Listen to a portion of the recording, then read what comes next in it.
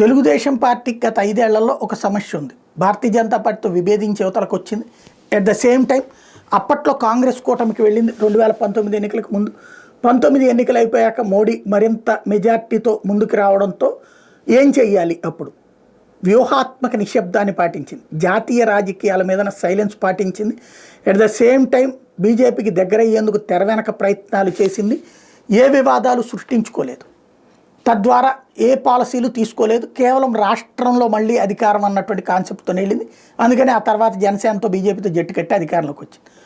ఇప్పుడు ఇదివరకు 2014-19 మధ్యలో కానీ ఇప్పుడు 24 తర్వాత కానీ జగన్మోహన్ రెడ్డి కూడా ఏ కూటమిలో జట్టు కట్టడానికి సిద్ధంగా లేడు, సైలెంట్గానే ఉంటాడు.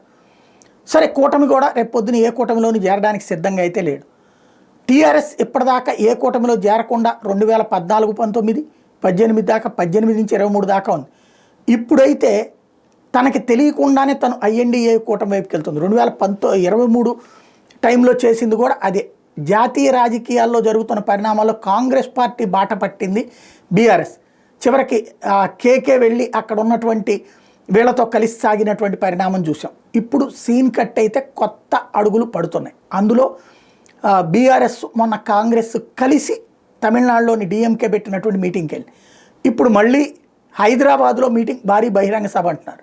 కాంగ్రెస్ పెట్టే ఈ బహిరంగ సభలో బీఆర్ఎస్ కూడా కూర్చుంటే ఇంకేమీ అక్కర్లా, హ్యాపీగా తడిగొడ్డేసుకుని పడుకోవచ్చు భారతీయ జనతా పార్టీ చక్కగా. అలాగని వెళ్ళకపోతే ఇప్పుడు బీఆర్ఎస్కి అటు ఇటు కానీ అయోమయం. అడుగు వేసే ముందు జాగ్రత్త తీసుకోవాలి. ఇప్పుడు వేసేసింది.